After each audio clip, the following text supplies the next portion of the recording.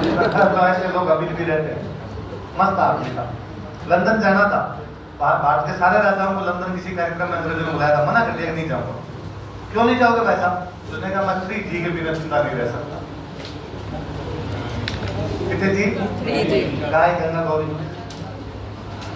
गाय गंगा, मैं वही रहूंगा जहाँ गाय है, जहाँ गंगा है, जहाँ गौरी। वो तो भारत में, लंदन में तो कहाँ से तो गाय लाओगे, कहाँ से गंगा लाओगे, कहाँ से गोविंद जी लाओगे। फिर लोगों ने समझाया कि आप जाना तो पड़ेगा। अंग्रेजों ने बुलाया, नहीं जाओगे तो बुरा लगेगा, सारे राजा जाएंगे, कोई भड़का देंगे, साहब जयपुर का राजा आपकी बात नहीं मानता। तो क्या किया जाए? पानी वाले जहाज में जाते थे उस समय, तो गाय लेके गए साहब यहाँ से लंदन, गोविंद देव जी की मूर्ति लेके गए। अब गंगा जी कहाँ से लेके जाए? गंगा जी नदी है ना, कहाँ से लेके जाए? फिर चांदी के 2 बड़े बड़े बर्तन बनवाए और उनमें गंगा जी का पानी साथ में लेके गए कि मैं गंगा जी का पानी पीऊंगा, वहां का पानी पीऊंगा। आज भी आप सिटी पैलेस में जाओ, वहाँ चांदी के बड़े बड़े बर्तन है, वो बर्तन माधो सिंह ने बनवाए थे गंगा जी का पानी ले जाने के।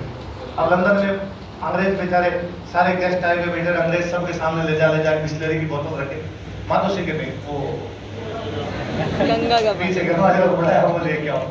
किसी ने जाके भड़काया अंग्रेजों की रानी को कि वो भाई, अंग्रेजों में राजा रानी दोनों बनते हैं, उनमें रानी का पास भी सत्ता होती है।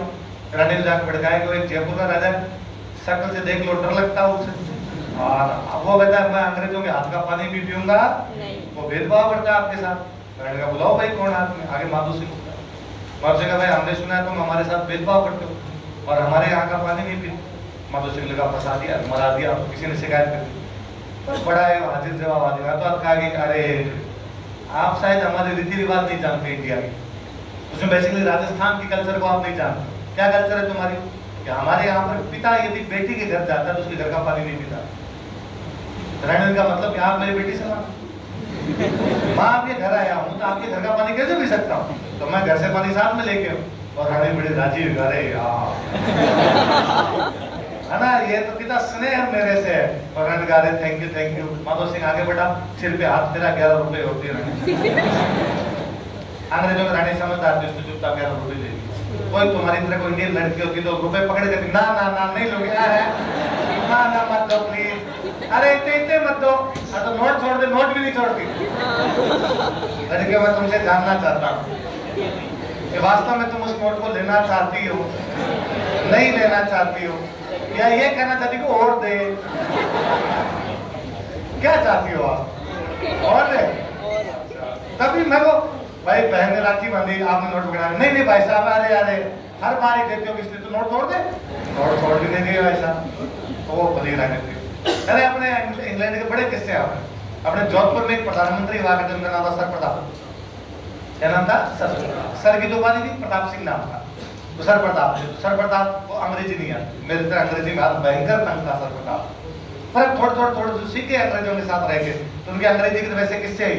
एक बार कोई एक अंग्रेजों को रानी जोधपुर घूमने के लिए आई, तो सर प्रताप मैं चलता हूँ साथ में जोधपुर घुमाने के लिए, घुमाते जा रहे थे। तो रास्ते में कहीं पर एक जगह पानी इकट्ठा हो रहा था, रोड पे पानी इकट्ठा हो जाता है अपने यहाँ पे, पानी इकट्ठा हो रखा था। तो अब कहाँ से चले? सर प्रताप ने कहा मैं अंदर जाके देखता हूँ, पानी कम होगा तब तो निकल जाएंगे, ज्यादा होगा तो रूट चेंज करेंगे। अंदर गए तो पानी यहाँ तक आ रहा। अब सर प्रताप लगे यार क्या बताएं, उन्होंने कहा देयर इज गोड़ा वाटर। यहाँ तक पानी आ रखा है भाई साहब।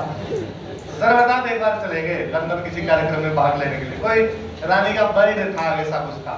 अब भाई अंग्रेजों का राज पूरी दुनिया में था, पूरी दुनिया में था, तो पूरी दुनिया के राजा गए, सबके सब गए, सर प्रताप भी गए। उसमें एक किस्सा तो है कि सर प्रताप जो अपने कपड़े लेके गए थे साथ में, वो उनके खो गए, उस फंक्शन में पहनने के लिए जो कपड़े थे। तो अब एक टाइम पर उनके पास कपड़े नहीं, क्या पहन के जाए?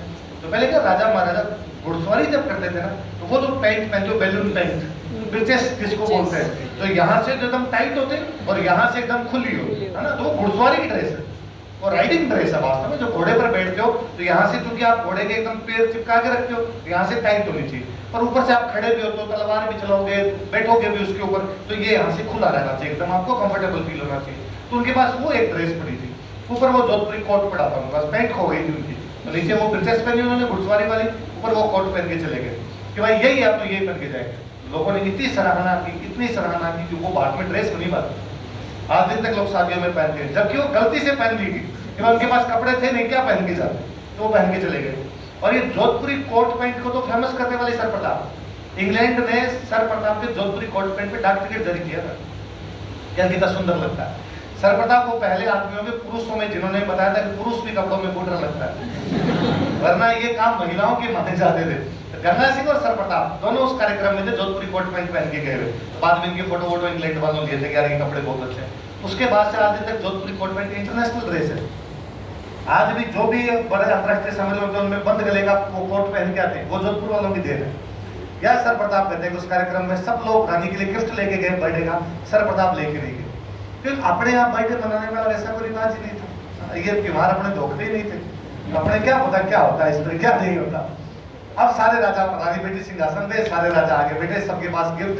सर्वप्रताप ने पूछा कि ये क्या है तुम्हारे हाथ, तो बोले तू कुछ नहीं लाया।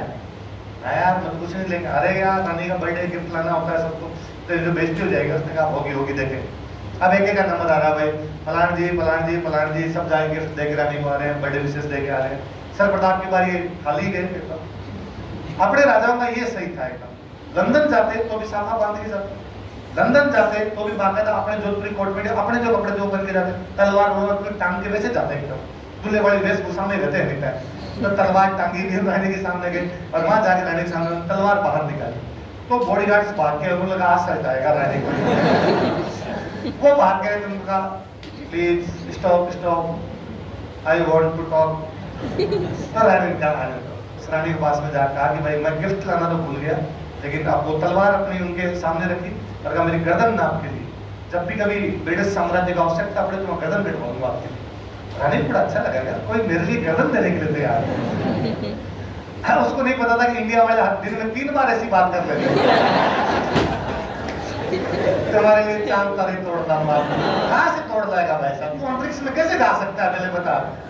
पर अपने बहुत सामान्य बात है भाई साहब, और लड़कियां बड़ी हो रही मानती हो रही इन बातों, मेरे को भी बड़ा अजीब लगता। तो रानी बड़ी राजी। उस दिन शाम को जब डिनर का प्रोग्राम था तो रानी ने अपने सबसे पास में सर्वप्रताप को बुलाया। सर्वप्रताप मेरे सबसे पास में बैठे।